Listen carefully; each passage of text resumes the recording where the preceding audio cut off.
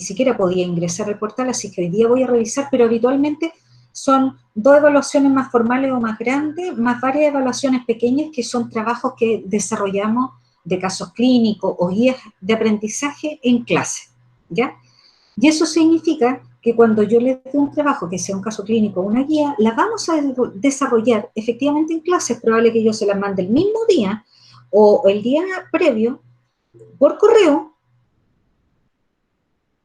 Ah, ya José, no hay problema. Por hoy, en el fondo, probablemente hay algunos que se hayan podido desconectar, así que por hoy día la asistencia va a ser 100%, pero qué bueno que me avisaste, ojalá que me pudieran dar un listado de los que están en el laboratorio como para no dejarlos ausentes en un futuro. No. Ya, gracias. Y como les decía, vamos, de todas estas guías y estos trabajos pequeños, todos tienen nota, ¿ya? No hay ningún trabajo que se haga que no tenga evaluación. Generalmente parto con un trabajo que es individual, pero después ya lo van haciendo entre 2 o 3 compañeros, no más que eso habitualmente. Y los presentamos también en clase. En la misma clase, si es que alcanzamos, o en la clase siguiente, si no alcanzamos la misma clase, porque son notas y es parte de la materia. Parte de la materia que no porque hagan el trabajo no la vamos a revisar, sí, pero vamos a complementar la clase con el trabajo, ¿ya? Hay algunas páginas que tienen que revisar que tienen que ver con el MinSal, porque ahí hay guías clínicas, por ejemplo, de los GES, hay guías clínicas de contención física en pacientes con agitación psicomotora, hay guías clínicas de terapia electroconvulsiva, entonces todo eso está en la página del MinSal. Pero también eso mismo esos contenidos los pueden encontrar en otras páginas de Google, así que hay que ir revisando contenido. Y lo otro es que yo les voy a mandar, pero en la parte de psiquiatría principalmente, ahí ocupamos un libro que se llama, que es una semiología psiquiátrica, que es de Ricardo Caponi, que yo les voy a pasar un listado de términos con las definiciones, ¿ya? Que yo les paso primero la clase en PowerPoint y después les mando el documento en Word, pero además, si no les queda algo claro, ese libro les puede aclarar, y hay hartos términos más y que les puede servir a futuro también. No tengo una edición muy actualizada en formato digital, pero no importa, chiquillos, porque no se ha actualizado más. O sea, han salido ediciones nuevas con los mismos contenidos. No sé si tienen alguna duda. Bueno, Profesora, disculpe, sí, esas cosas las va a subir al portal, ¿cierto? sí, Ah, todo. ya. Y también se los mando al correo, por si Ya, acaso perfecto. alguno de ustedes no pueda acceder al portal, para que no tengan problemas. ¿Ya? Ya. Chiquillos, lo otro, de todas maneras, voy a intentar siempre de mandarle, bueno, ahora tengo el correo de José, pero siempre de mandarle las clases la semana anterior a que nos veamos, ¿ya? Para que ustedes la tengan a mano cuando ya tengamos la clase. Idealmente, si la pueden revisar, sería estupendo para que pudieran preguntar durante la clase. Dentro del programa, la primera parte tiene que ver con salud mental y tenemos que definir algunas cosas que son de salud mental, por ejemplo, eh, cuáles son las conductas normalmente sanas, cuáles son los indicadores que presenta el país en cuanto a salud mental, cuáles son las patologías que tienen mayor prevalencia, ¿ya? Algunas cosas que tienen que ver con la cotidianidad y que tienen que ver con salud mental, ¿ya? Y también tenemos que ver algunas cosas de crisis, de duelo principalmente lo vemos en la parte de psiquiatría, y en psiquiatría, chiquillos, porque salud mental es como esta parte que tiene que ver con las prevalencias de las patologías y con algunas cosas de salud mental del día a día, pero en la parte de psiquiatría nosotros partimos definiendo, vemos psicopatología, entonces definimos muchas cosas, por ejemplo, qué es la memoria, qué es la conciencia, la inteligencia, qué es la percepción, la representación, cosas que tienen que ver con cosas básicas y cosas un poco más complejas, instrumentos y elementos del evidenciar, que son complejos dentro del punto de vista psiquiátrico, ¿ya? Unos dependen necesariamente del funcionamiento de los otros. Y después ya nos vamos dividiendo ya las distintas patologías psiquiátricas. Trastornos de personalidad, los síndromes psicóticos, y el más grande que vemos dentro de ellos es la esquizofrenia, Vemos también las enfermedades del ánimo, con la depresión, con la distimia, con el trastorno bipolar. Vemos algunas cosas que ustedes, no estoy segura, pero creo que deben haberlo revisado el semestre pasado, que era de fármacos. Pero vemos los psicofármacos, ¿ya? ¿Ustedes vieron fármacos ya, cierto? ¿O no? Sí, profe. Ya. Y vamos a revisar los fármacos desde el punto de vista de los 5 tipos de clasificaciones, ¿ya? Hay algunos textos que hablan de 6 tipos, pero también hay otros que hablan de 5 tipos de clasificaciones, y dentro de ellos vamos a ver los antipsicóticos, neurolépticos o tranquilizantes mayores.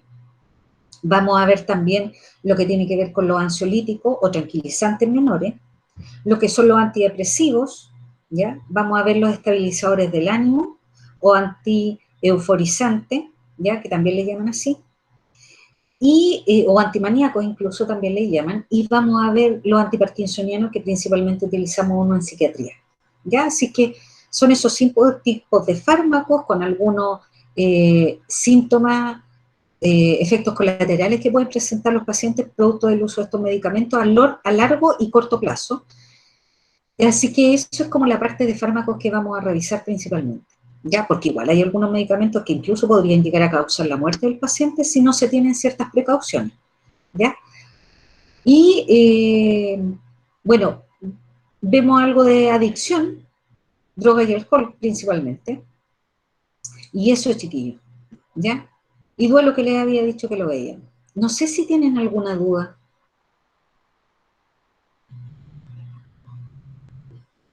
Por mi parte, ninguna, profesora. Ya. Bueno, vamos a partir con la clase de hoy día, de lo que avancemos, y vamos a revisar un PowerPoint que les tenía, que era de salud mental. José, yo el lunes, por cosas de reunión, no pude estar en la clase. ¿Qué días tienen para recuperar? Porque a mí me mandaron un horario, pero no estoy segura si el horario a veces lo modifican un poco. No sé qué días podríamos hacer la recuperación. Yo le decía a Marcela, perdón, a la coordinadora, si es que había alguna posibilidad tal vez de los lunes más complicado, pero tal vez un jueves, los viernes también, quizás para ustedes no es tan bueno, pero quizás un jueves, quedarnos hasta más tarde. Justo algún día que tengamos que hacer alguna guía como para aprovechar el tiempo. Bueno, dentro de la semana, los días donde más teníamos espacio podría ser desde el martes, ¿Ya? aproximadamente desde las 10:30 hasta las 18:30, tenemos todo ese bloque libre. Bueno, a menos de que empezaran lo que vienen siendo los laboratorios de médico quirúrgico, pero por el momento todavía no empiezan. Y esos son en la mañana. Son entre la 1 y la 16, que son grupos que están divididos en grupos. Ya, ya. ¿Y a la 1 de la tarde tienen horario de clase? O sea, me refiero a está dividida la clase entre la 1. Yo me acuerdo que antes yo tenía una clase que entraba a la 1:30. Y me parece mucho que terminaba como a las 3 de la tarde, porque no me acuerdo exacto, ya son casi 2 años haciendo clases así, entonces ya ni me acuerdo bien de los horarios. Pero como entre la 1:30 y 3, eso es un bloque de 2 horas. Por ejemplo, ¿les convendría algún día? Como para no ocuparle un martes que tienen todo el día desocupado. El jueves en la O tal vez mañana, el jueves de la próxima semana quedarnos hasta las 20, no sé. no sé, mi compañero. Profe. Miren, yo les propongo, así como para no ocuparle 2 días de la semana, y no ocuparle el martes que todavía están libres ahí, que recuperáramos el jueves de la próxima semana hasta las 20 horas. Profe. Dígame. Le escucho. Es que hay un bloque igual, por ejemplo, los viernes no tenemos clase de las 8 a las 9:30 y después tenemos libre a las 11:30 hasta la 1. Perdona, ¿me puedes repetir? Porque te escuché súper bajito, como que está muy lejos el micrófono. Sí. Ya, ahora sí. Dígame. Ya, que el día viernes tenemos no estoy desocupado de 8 a 9:30 y después 11:30. Ya, mira, ¿sabes qué podemos hacer? José, me contacto contigo por correo y te mando la propuesta de los días. Ya, profesora. Yo le comunico a mis ¿Ya? compañeros y le devuelvo la respuesta. Exacto. ¿Sí? Lo que diga la mayoría, porque en el fondo tengo claro que algunos de ustedes va a tener en algún minuto, por alguna recuperación, topón de horario. ¿Ya? Pero chiquillo, el topón de horario porque hay algunos que como se atrasan a veces tienen laboratorio, tienen clase en otra asignatura, como ahora, por ejemplo, que están en el laboratorio de bioquímica. Yo no tengo problema en que queden presentes en mi clase, chiquillos, pero avísenme sí, porque si no, ¿cómo los voy a dejar presentes?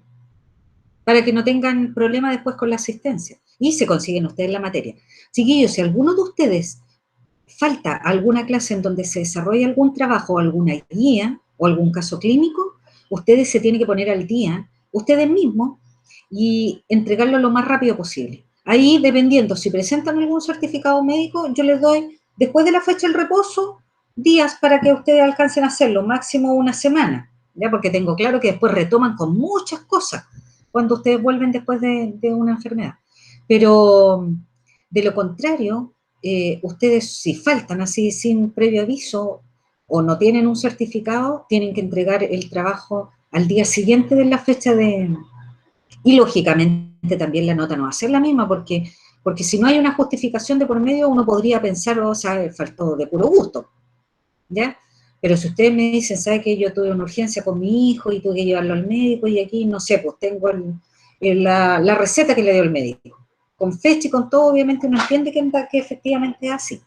Así que para que ustedes sepan, chiquillos, ya y no tengan problema, porque yo no tengo problema si en algún minuto tienen alguna dificultad, porque tienen un certamen, no sé, pues mañana y habíamos acordado hacer una recuperación hoy día hasta las 20, por ejemplo, y mañana tienen tanta materia para el certamen que quieren estudiar, ningún problema, podemos cambiar el día de la clase, si yo también me puedo acomodar durante la semana, pero conversación previa, ¿ya?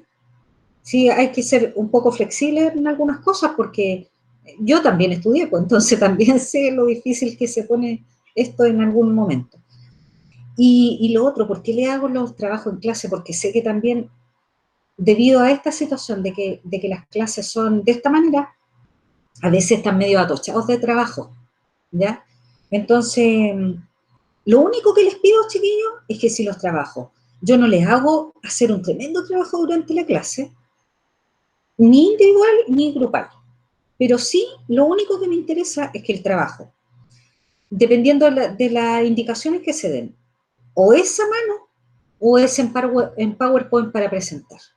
Y lógicamente me los tienen que enviar al correo, ¿ya?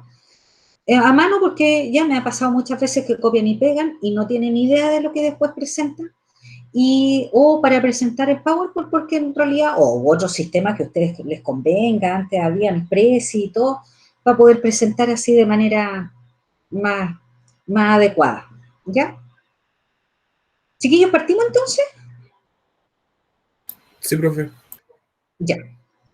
Entonces, lo que tiene que ver con enfermería en salud mental, no sé si lo ven bien Por o lo no lo menos ven. yo sí lo veo bien, profe. Ya.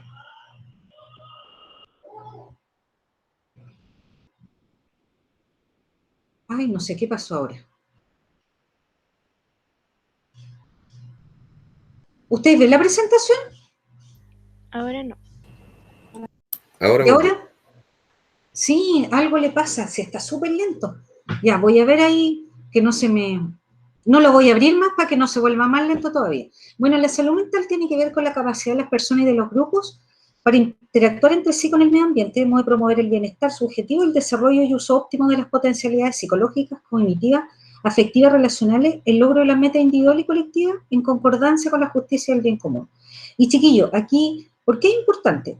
Aquí hay dos términos que son súper importantes y que tienen que ver con la salud mental, que tienen que ver con el equilibrio interno y la adaptación al medio, ¿ya? Adaptarnos a las situaciones nuevas de vida. Por ejemplo, a veces aparece que cuando hay un cambio de clima, hay alguna gente que presenta algunas depresiones estacionales, cuando empieza el invierno, por ejemplo, ¿ya? Entonces, Por eso que habla, entonces, de estos dos términos que son importantísimos, que es la adaptación al medio y el equilibrio interno.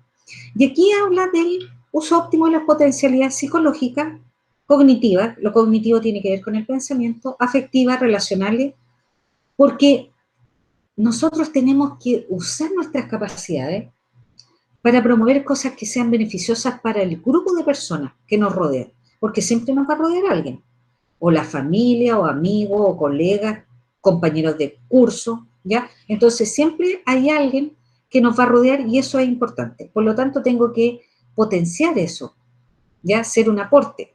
Y lo otro, bueno, ahí habla del logro de la meta individual y colectiva, que tiene que ver con lo mismo, pero dice en concordancia con la justicia y el bien común, porque más adelante nosotros vamos a pasar algunos trastornos que nos van en concordancia con el bien común, por ejemplo.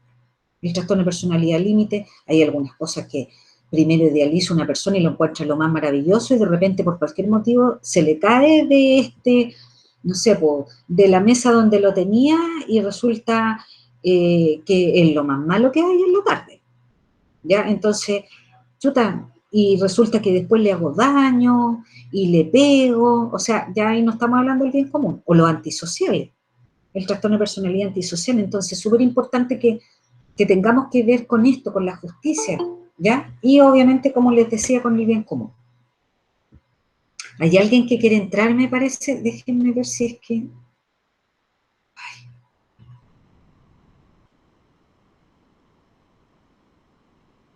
Ya.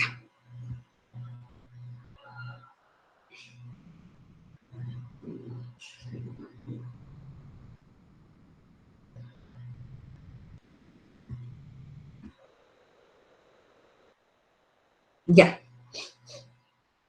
Bueno, en la definición anterior se aborda al ser humano como un individuo sin características de colectivo, lo despoja el protagonismo en la historia, lo aísla del universo social, político, cultural, con influencia sobre él y desde él, y lo enmarca en un concepto de normalidad que no es aplicable en todos los casos, en todos los países o todos los sistemas. Chiquillos, esto, miren, ustedes también tienen que haber visto noticias de lo que está pasando en Afganistán.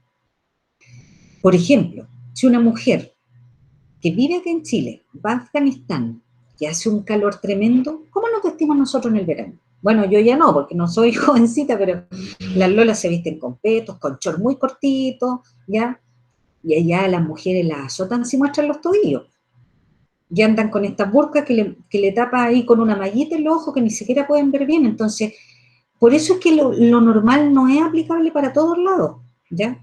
Si, por ejemplo, todos en una sala de clase todos fueron pelados, el anormal es el que llega con pelo en la cabeza, ¿ya? Así que de repente tiene distintas características. Hay normalidades como procesos, si vivimos los procesos de la vida diaria de manera adecuada, la normalidad desde el punto de vista forense, si somos no imputables de un acto, de un delito, por ejemplo, que uno comete, porque estaba en sano juicio o no. La normalidad como promedio, lo que es más frecuente es lo normal, lo que les decía, o sea, si todos son pelados, el anormal es el que llega con pelo, ¿ya? Entonces, por eso es que la normalidad depende mucho de la cultura, de la geografía, ¿ya? Sería normal que nosotros, no sé, pues cuando esté lloviendo andemos con polera. Por ejemplo, yo creo que la mayoría de ustedes viven en Chillán, ¿no? Yo en Chile, mi hijo prefiero. Ya. Ustedes, quizás, porque también lo comentamos con los chiquillos, de repente nos metemos en algunas cosas para que me entiendan.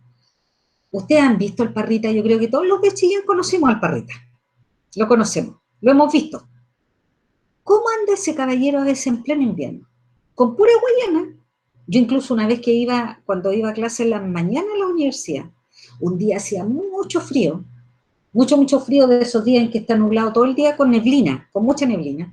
Y yo venía de la universidad al hospital de vuelta, porque nosotros podemos salir en distintos horarios, dependiendo de lo que hagamos, pero puedo modificar mis horarios de trabajo para hacer clases después de vuelvo.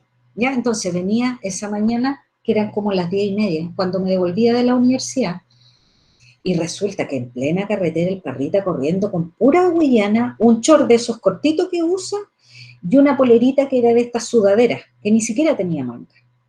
Con el frío que yo venía dentro del auto, con calefacción y toda entumida, y el pobre corriendo con su carretón en la carretera. Obviamente llama la atención para quien no lo conoce, para nosotros ya es como tan característico de Chillán. Pero, por ejemplo, esos chiquillos, uno lo ve como raro, Y de hecho hay veces alumnos que me preguntan, ¿pero él tiene alguna enfermedad psiquiátrica? Yo nunca lo he visto en psiquiatría. Con los años que llevo, jamás, jamás, jamás aquí. Y yo de lo que lo he visto en la calle, lo único que hace es como sonreír y saludar a la gente y correr con su carretón. Así que, pero eso, chiquillos, ahí nosotros vamos viendo en el fondo lo normal de lo anormal y cómo vemos cuando las cosas no son como uno espera que sean, ¿ya? La relación entre los seres humanos, ya sean sociales, interpersonales y grupales, son sujetas a la existencia de periodos críticos y la reacción no depende solo del propio estado emocional o mental de la persona, sino de determinantes sociales que inciden más que directamente en las detonantes de estas crisis, ¿ya?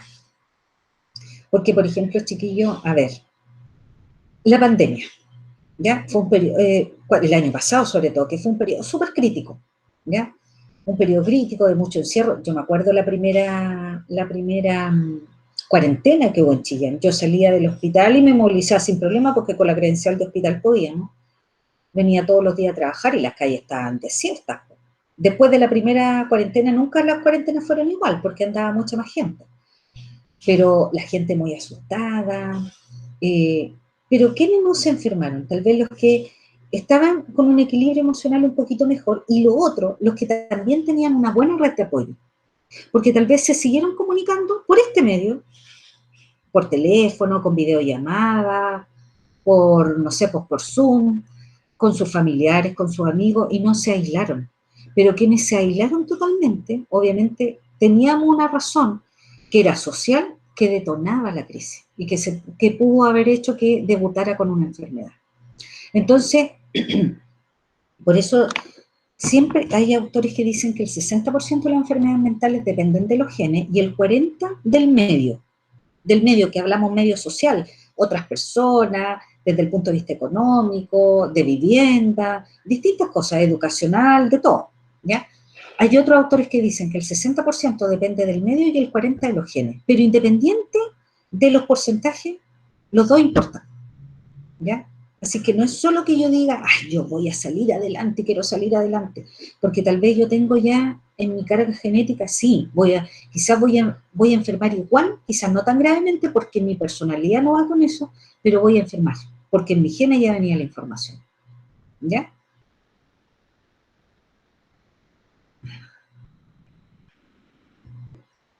Bueno, teólogos y filósofos toman la mente como un atributo especial de los seres humanos, aparte de lo físico. Particularmente desde Descartes han subdividido la esencial unidad del hombre en cuerpo y psique. Todo aquello que fuese corpóreo podría ser relegado al científico. Conducta o modo de pensar aberrante eran considerados teológicamente como locura divina. No estamos hablando de ninguna cosa grosera, chiquillos, cuando hablamos de locura, porque en los textos aparece así. Así como aparece todavía en los textos La Casa de Orate, que ya cambió de nombre, o el manicomio, que obviamente tampoco existe.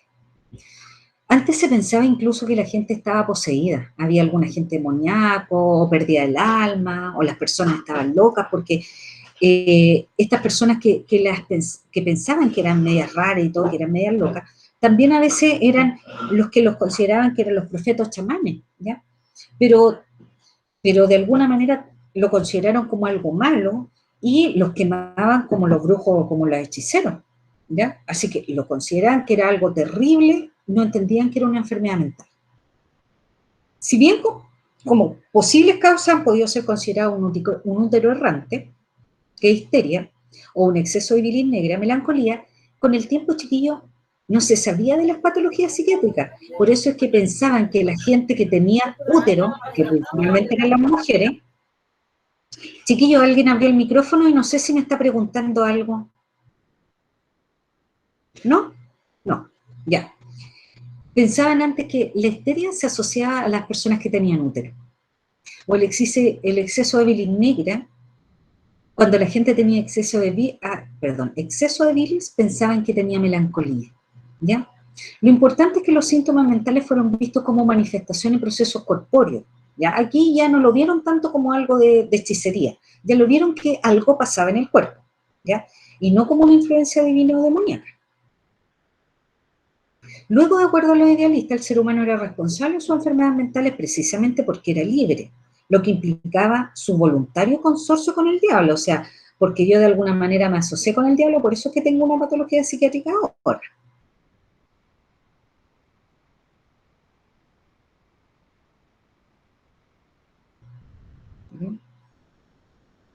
perdón. A fines del siglo pasado y comienzo del actual, prevalecía una psiquiatría organicista, gruesamente del cerebro, plagada de reduccionismo mecánicamente biológico y carente del concepto de mente o psique como entidad o función, y era una psiquiatría sin mente. A finales del siglo pasado y comienzo del actual, prevalecía una psiquiatría organicista, perdón, le estoy leyendo la misma.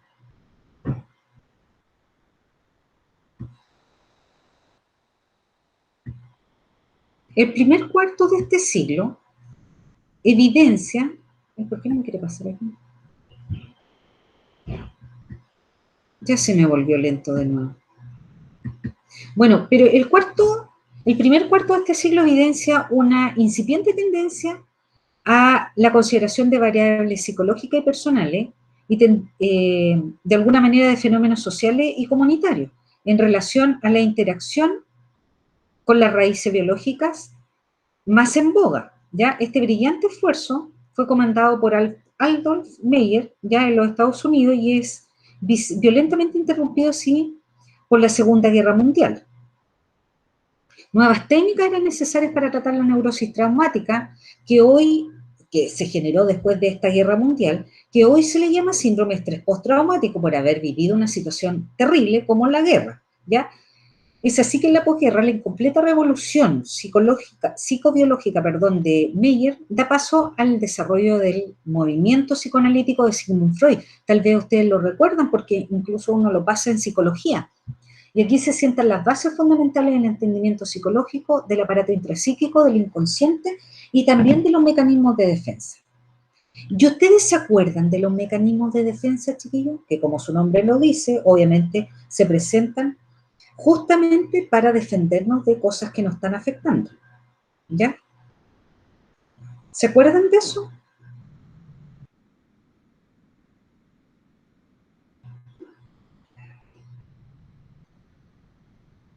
¿De los mecanismos de defensa de Freud? ¿No? Chiquillos, ¿me escuchan? Sí, ¿cierto? Sí, profe, pero yo al menos no me acuerdo. Ya.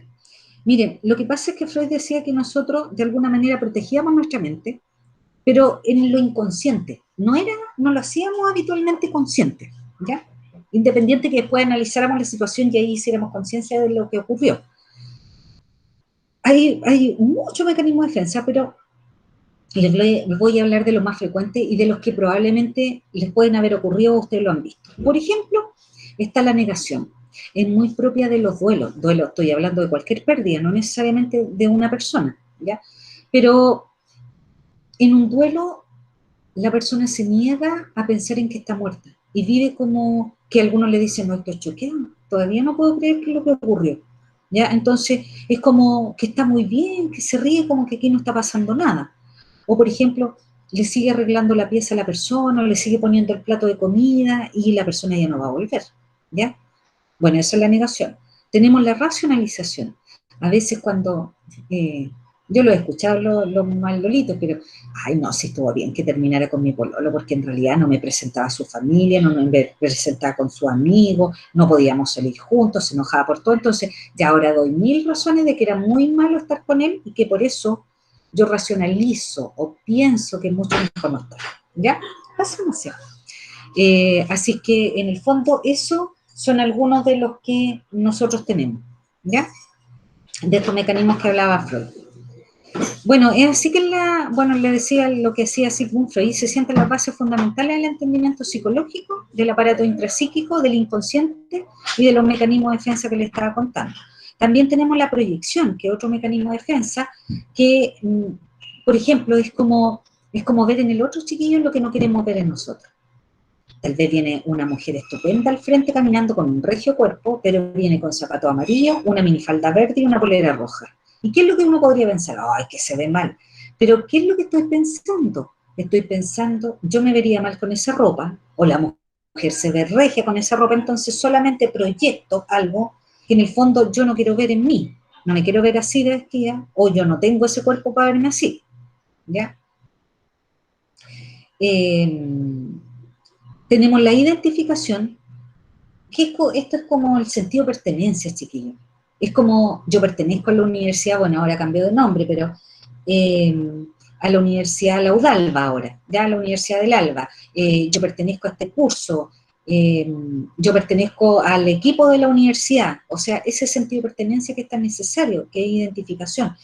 O, por ejemplo, los lolos se identifican con un estilo de música y de ropa o una tendencia que existe, entonces todos se visten de la misma manera y compran ropa en un mismo lugar y escuchan la misma música y se juntan en el mismo lugar, ¿ya? Y hay discos hasta incluso para ellos así como especial. Entonces, esos mecanismos de defensa nosotros a veces no los hacemos tan conscientes, pero efectivamente existen, ¿ya? La nosología y la incipiente clasificación de las enfermedades mentales caen en la indiferencia. También la epidemiología y los entonces primitivos tratamientos somáticos. De hecho, hay una película que antes cuando estábamos en clase nosotros sí la veíamos, que es, y que la pueden ver porque de verdad es muy espectacular para relatar cómo es un paciente psiquiátrico, que es Una mente brillante, una película antigua. O sea, no antigua, pero cuando estaba jovencito el que hizo El Gladiador, ¿ya? Y ahí se ven algunos tratamientos somáticos como el coma insulínico, por ejemplo, ¿ya? A los pacientes antiguamente, lo que pasa es que les voy a explicar un poquito. Con las enfermedades de la mente se generan producto de un mal funcionamiento de los neurotransmisores, que recordemos que son los que transmiten la información química entre una neurona y otra. Hay una baja de neurotransmisores, un exceso, no se reabsorben de manera adecuada, no entran bien al canal de la neurona postsináptica, distintas razones, ¿ya? Entonces, se desordenó la secreción y se produjo más allá de lo normal. Entonces, una manera como esto es del cerebro, y el cerebro comanda todo, una manera era, ¿cómo yo hago para hacer descargar esta neurona y que los receptores que tienen que abrirse se abran y los que hay que cerrar se cierran? ¿Ya? ¿Cómo lo hago? ¿Cómo para ordenar este trabajo que es súper específico? Bueno, lo que pasa es que la manera de armarlo, y esto es como resetear un computador, sería haciendo descargar a las neuronas, una descarga así como eléctrica, porque recordemos que las neuronas transmiten información eléctrica y química. Un reseteo sería hacerlo descargar eléctricamente, porque así, de alguna manera, yo obligo a los receptores y canales a funcionar de manera más adecuada. ¿Cómo lo hago? Si yo le tengo que generar una convulsión a ese paciente, recordemos que las convulsiones tónico-clónica generalizada es por una descarga grande del cerebro en un tiempo determinado, ¿ya? Entonces lo tengo que hacer convulsionar. Y como no existía otra cosa antes, le inyectaba mucha insulina, es como la insulina cristalina, para que el paciente convulsionara, pero lógicamente estaba con suero y todo para que esto fuera medido y no iba a matar al paciente de un coma, ¿ya? Pero le inyectaba altas cantidades de insulina, convulsionaba y le empezaron a inyectar altero suero glucosado, ¿ya? Ya, así convulsionaba y esto era como el reseteo del cerebro. Pero con el tiempo igual se corría en riesgo, porque la hipoglicemia igual de alguna manera va dañando las neuronas. También se pensó, chuta, y estos pacientes que son extremadamente agresivos, que no pueden estar en domicilio, pero tampoco podemos tenerlo de manera persistente, contenido en un hospital psiquiátrico. Y tiene que volver al domicilio en algún minuto o tiene que deambular en un hospital psiquiátrico como habitualmente deambula un paciente, porque aquí los pacientes no están acostados. Entonces, ¿qué hago? Y como la impulsividad y la agresividad radica en el lóbulo frontal del cerebro, abrían este lóbulo y le sacaban un pedacito de cerebro. El problema, el paciente quedaba con una epilepsia secundaria, ¿ya? Pero por lo menos eso era manejable y el paciente era menos agresivo. Controlaban la impulsividad y la agresividad. Con el tiempo, como yo les decía que querían hacer convulsionar a este paciente, que lo hacían con insulina, también se creó otra manera de hacerlo convulsionar, aplicarle una descarga de corriente eléctrica en el cerebro, pero obviamente por fuera, ¿ya? Por fuera yo le aplicaba con un electrodo con gel, esto es como las descargas que hacen para un paciente que está en paro, ¿ya? Y que le descargan eléctricamente, bueno, lo mismo, pero en el cerebro, ¿ya? Y todo esto medido y todo.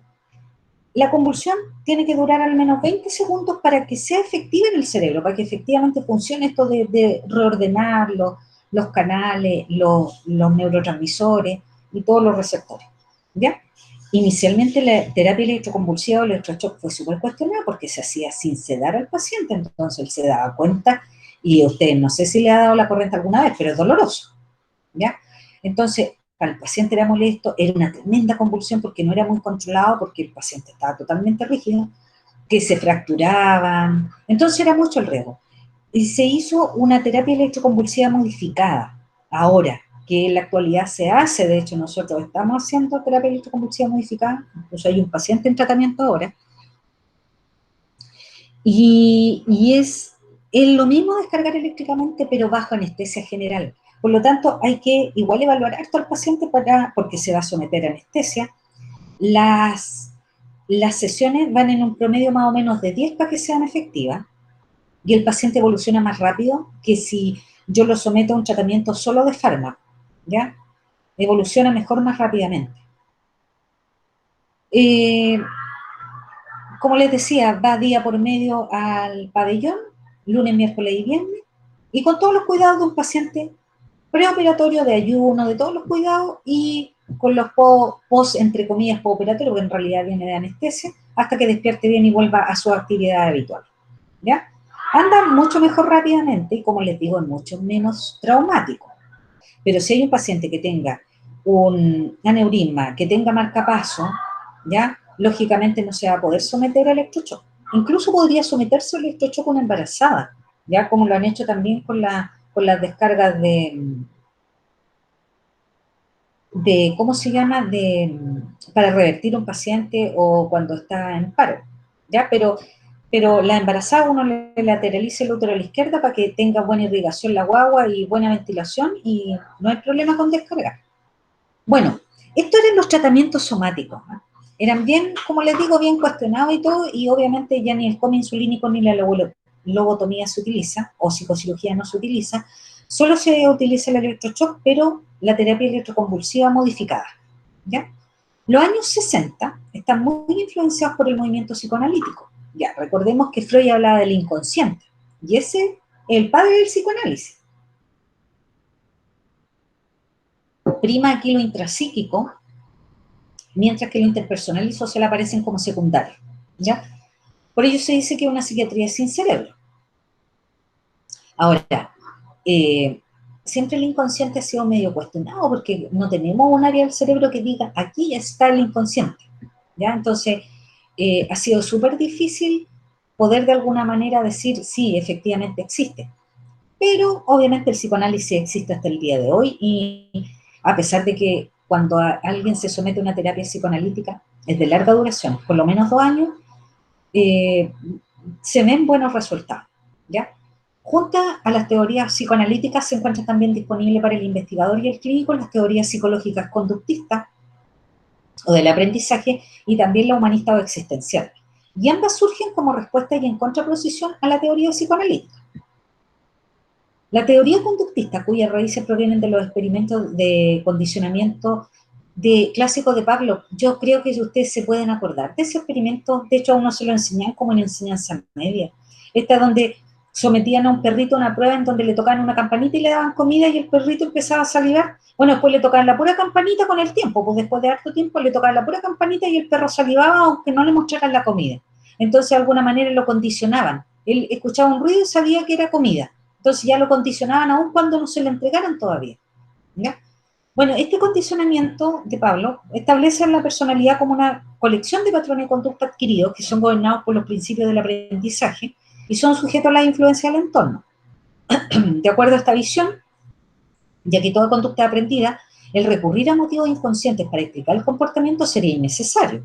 Porque como yo aprendo conducta, ¿para qué voy a recurrir al inconsciente? Además que el comportamiento está medido en una parte del cerebro. Yo les decía, la impulsividad y la agresividad están en el lóbulo frontal, principalmente en el área prefrontal. Entonces, tenemos áreas del cerebro que pueden explicar un poco el comportamiento, ¿ya? No así el inconsciente, no hay un área del cerebro que lo explique, ¿ya? Y esto además podía ser evaluado. La conducta se puede evaluar.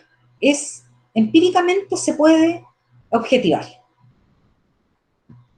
Es así que las conductas maladaptativas representarían, según esta teoría, un aprendizaje fallido. No aprendí a adaptarme, ¿ya? A asociación inapropiada o fracaso en el aprendizaje y de ciertos tipos de conductas, tales como la manera de expresar agresión. Y chiquillos, de verdad, miren, cuando ustedes hagan la práctica aquí en psiquiatría, porque yo ya creo que para tercero ustedes ya van a estar, vamos a estar todos mejores, quizás no en las condiciones ideales, pero vamos a estar quizás en mejores condiciones que en este minuto, por lo menos para las prácticas, y vienen aquí al servicio.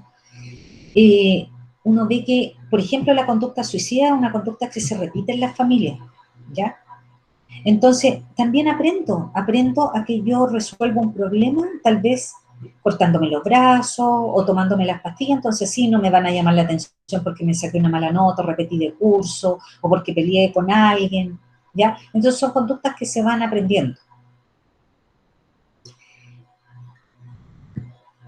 En la perspectiva psicoanalítica, es la idea de que la conducta es determinada y que los síntomas neuróticos representan la manifestación superficial de conflictos intrapsíquicos subyacentes.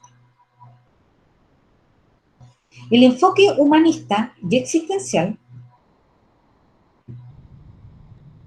me cuesta, no sé por qué, pasar esta diapositiva. Como nunca, esto está oliendo. Bueno, el enfoque humanista y existencial enfatiza la unidad del individuo, ¿ya? La importancia de la lucha personal por los valores y el significado, por la libertad de elegir, por ejemplo, también. La conciencia de lo inevitable de la muerte produce angustia sobre lo impredecible de la vida y preocupación acerca de cuán pleno de sentido y significado es nuestra existencia, ¿ya?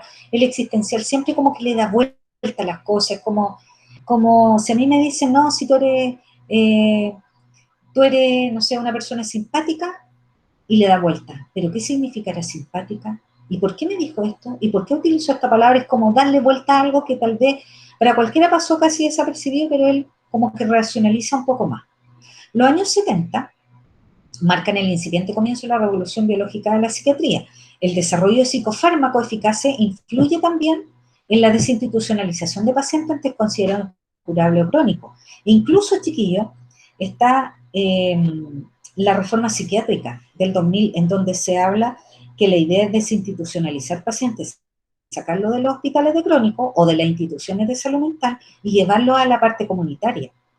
Lo vamos a ver más adelante, pero el programa de salud mental detalla en el fondo cuáles son los dispositivos o lugares donde se atienden los pacientes psiquiátricos, en donde podemos llevar a estos pacientes que no van a estar en un hospital de crónico, porque no quieren que haya hospitales de crónico, porque efectivamente tampoco es bueno para un paciente, ¿ya? En donde haya lugares, hogares y residencias, ¿ya? Donde el paciente pueda vivir si es que no tiene un soporte familiar, ¿ya? Entonces, los hogares se caracterizan porque están a cargo de una cuidadora, es una casa que se arrendó, generalmente están a cargo de los servicios de salud, y en esa casa viven 8 o 10 pacientes con distintas patologías psiquiátricas, pero que no tienen una red. Que en algún minuto la idea es que ellos puedan ser dados de alta, que se les enseñe a vivir de manera más independiente, y que ellos tienen una pensión, con su pensión compran sus útiles de aseo, compran alimentos, algunos alimentos, porque igual les dan alimentos, y hay una cuidadora que no es del área de salud, pero que se le enseña a cuidar pacientes psiquiátricos, ¿ya? Entonces ellos tienen, por ejemplo, un horario, como los horarios de ustedes, pero por ejemplo, Juanito, que vive en esa casa, al lunes le toca a Juanito a limpiar todo el piso, a barrer todo el piso. El martes a Juanito le toca ir a comprar la verdura, el miércoles a Juanito le toca limpiar los baños, y así. Todos los días con distintas actividades, como habitualmente uno tiene actividades en la casa, ¿ya? Iban de repente a los gimnasios o andan, no sé, pues en cosas, en talleres. Entonces, de verdad la idea en un hogar es hacer a este paciente vivir una vida más independiente y que aprenda a vivir para poder ver si con su pensión y con los aportes del gobierno, de los distintos gobiernos, porque existe esa ley, ellos puedan vivir solos en algún minuto, puedan optar a su casa con estos dividendos, o sea, con esto, en el fondo estos aportes que hace el Estado y que le entrega a casa a las personas por una mínima cantidad de plata, los subsidios para que ellos puedan vivir solitos, ¿ya? Y además, parte de la pensión se va ahorrando, además de la casa, se va ahorrando para comprarle las cosas a la casa también. Hay pocos que han podido hacer eso totalmente, pero sí ha habido. Bueno, y la residencia protegida, la diferencia es que viven pacientes con más dependencia, ¿ya? Quizás con retardos mentales moderados o más severos, y que están a cargo de un TENS, ¿ya? de un técnico paramédico o un técnico a nivel superior, porque son pacientes que ya no van a salir a comprar y probablemente no se manejen con un horario o hagan el mínimo de actividades. Entonces, estos hogares se crearon justamente para poder sacar a los pacientes de los hospitales de crónicos. Si no tenían una red de apoyo o familiares que se hicieran cargo, entonces los llevaron a estos hogares o residencias. Incluso hubo unas casas de acogida en un tiempo, pero después no tuvo muy buen resultado, entonces se eliminó eso, pero hace años atrás yo recuerdo que se les pagaba a distintas familias que postulaban, no les pagaban poco por tener un paciente psiquiátrico viviendo en su casa y bajo las mismas normas que cualquier miembro de la casa, ¿ya? Lo único que no iba a trabajar, pero iba a los talleres y distintas cosas. En la década de los 80, disecciones farmacológicas e imágenes funcionales del cerebro nos revelan detalles íntimos de la neurofisiología del cerebro. También se muestran asociaciones entre procesos psíquicos normales y patológicos con el funcionamiento de áreas específicas del cerebro. Y ahí es donde ya empezamos a ver que en realidad, por ejemplo, la amígdala tiene que ver con enfermedad del ánimo, principalmente con depresiones, ¿ya? Entonces vamos viendo que hay áreas del cerebro que efectivamente o hipofuncionan o hiperfuncionan frente a una patología.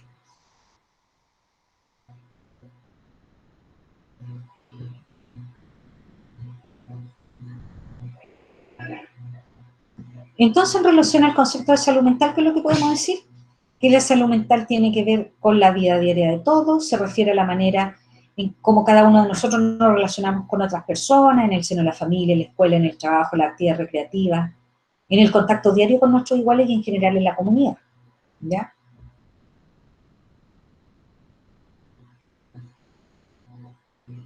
Espérenme un poquito, que se me pasó. Comprende entonces la manera en que cada uno armoniza los deseos, los anhelos, las habilidades, los ideales, sentimientos y valores morales con los requerimientos para hacer frente a las demandas de la vida. Y según la Federación Mundial para la Salud Mental tiene que ver, por ejemplo, con cómo nos sentimos con nosotros mismos, cómo nos sentimos con otras personas, en qué forma respondemos a las demandas de la vida. Podemos decir que no existe una línea divisoria que separe con precisión a la persona que está mentalmente sana de la que no lo está. Por otra parte, tampoco la ausencia de uno de estos atributos puede admitirse como prueba de enfermedad mental. Más aún, nadie mantiene durante toda su vida las condiciones de buena salud mental, ¿ya? Por distintas razones, obviamente, nosotros tendemos a tener cosas que son muy semejantes a un problema de salud mental. Entre las características de las personas mentalmente sanas se encuentran, por ejemplo, que están satisfechas consigo mismas, ¿ya? Como primer punto. Porque no están abrumadas por las propias emociones como rabia, temor, amor, celos, sentimiento de culpa o preocupación. Pueden aceptar sin alterarse la decepción en la vida. Si a usted le va mal en algo, ya, me fue mal, pero voy a estudiar mucho más para el próximo certamen y me va a ir mejor y todo, y no me echo a morir con la cuestión que me pasó. Tienen una actitud tolerante, despreocupada respecto a la propia persona y a los demás, pero no despreocupada desde el punto de vista que yo no me preocupe por mi aspecto, por estudiar, por ser mejor, no, sino despreocupada de no andar, oye, ¿qué me irá a pasar? ¿Qué terrible? ¿Que no puedo, que tengo que andar corriendo? A eso se refiere. Bueno, y son capaces de reírse de sí mismas también, ¿ya? Ni subestiman ni sobrevaloran las habilidades que tienen, se respetan a sí mismos, ¿ya? Se sienten capaces de enfrentar la mayoría de las situaciones, consiguen placer de las cosas simples de la vida cotidiana, lo que les decía delante, chiquillos, o sea, por ejemplo, es rico sentir el aroma cuando recién empieza a llover por primera vez después de harto tiempo de que la tierra estaba seca, ¿ya? ¿Saben qué se me pasó aquí?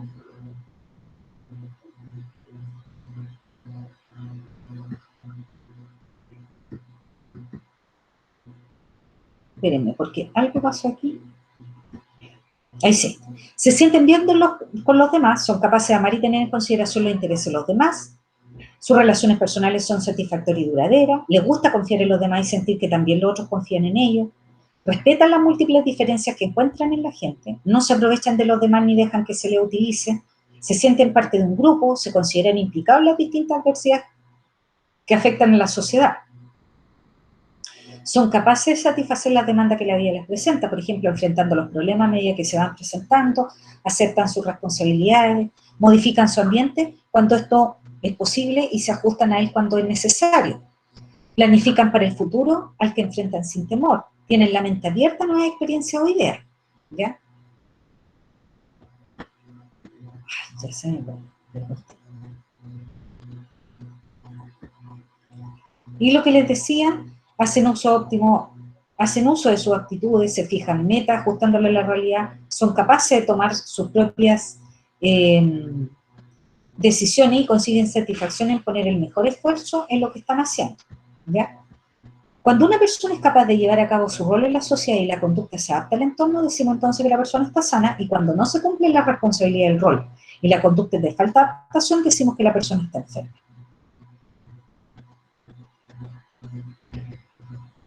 Entre los componentes de la salud mental se encuentran los siguientes. El autodominio, por ejemplo, que esto es tan importante, chiquillos, sobre todo en salud, porque hay muchas situaciones o personas que incluso van a increparlo, los van a tratar mal, los van a descalificar, pero uno no tiene que perder el control, ¿ya? La persona demuestra autonomía, sensación de separación, de independencia y una tendencia a creer en los valores y las reglas de conducta con los cuales rige su vida. La persona actúa de forma independiente, dependiente o interdependiente, según considere necesario, sin perder la forma permanente de su independencia. De hecho, uno ve, por ejemplo, en los adultos mayores, a veces puede estar postrado en la cama, pero lo que dice él es lo que se mantiene, porque de alguna manera todavía mantiene la independencia, del pensamiento por lo menos. También tiene orientación del crecimiento. La persona quiere salir de su status quo para progresar a su autorrealización y maximizar sus capacidades. También hay tolerancia a la incertidumbre. La persona se enfrenta a la incertidumbre de la vida y a la certeza de la muerte con fe y esperanza. Y también tiene que ver con la autoestima de la persona, que se construye sobre el autoconocimiento y la conciencia de sus talentos, de las capacidades y las limitaciones. Del dominio del entorno. La persona es eficaz, capaz, competente y creativa a la hora de enfrentarse con el entorno y de influir en él. Y, por ejemplo, chiquillos, con esto mismo que veíamos antes, si yo de alguna manera me enfrento al entorno y digo, chuta, yo no soy capaz para hacer esto, bueno, estudiaré más o practicaré más para poder hacerlo la próxima vez, ¿ya? Y orientación en la realidad. La persona distingue entre hecho y fantasía, entre el mundo real, que es el de los sueños, y también actúa de acuerdo a ello.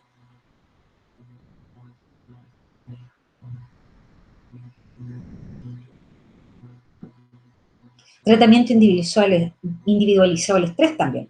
La persona experimenta la depresión y la ansiedad de la vida diaria y es capaz de tolerar los altos niveles de estrés, sabiendo que esa sensación no va a durar siempre. La persona es flexible y puede experimentar el fracaso sin autocastigarse. Habitualmente la persona afronta la crisis sin necesidad de ayuda más allá del apoyo de la familia y de los amigos, ¿ya?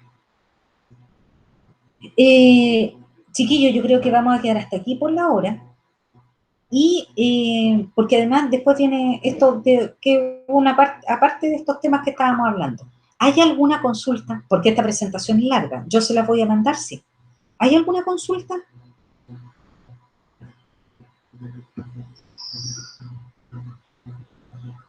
No, profe. Ya, miren, eh, bueno, yo en este momento, chiquillos, como yo salgo un poco antes de que se inicie la clase del trabajo, yo en este minuto incluso yo estoy conectada aquí desde el trabajo. Bueno, esa soy yo, la que está ahí. Y los saludo a todos. Yo estoy en el servicio en este minuto, en el servicio de psiquiatría, ¿ya? Y como les decía, hoy día me conecté porque me conecté súper temprano. Yo salgo a las 4:30 o un poco antes, porque llego muy temprano también a trabajar. Llego a las 7 acá.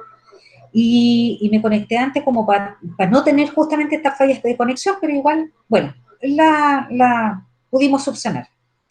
Pero si en algún minuto, chiquillo, si me demoro en conectarme, por favor, espérenme. Porque si yo no he avisado, como ocurrió el lunes, que yo no voy a poder asistir a clase, es porque la voy a hacer, ¿ya? Si a veces simplemente son estos problemas de conexión, o porque yo a veces, como cuando hay mucho ruido aquí o van a ocupar la oficina en donde estoy en este minuto, porque a veces por distintas razones necesitan supervisar o algo, necesitan una oficina, entregamos esto, y por eso mismo a veces yo me voy a la casa nomás, pero obviamente en el trayecto uno se demora un poquito para que no vayan a no asistir a clase, porque cuando yo no asista, chiquillos, les voy a avisar.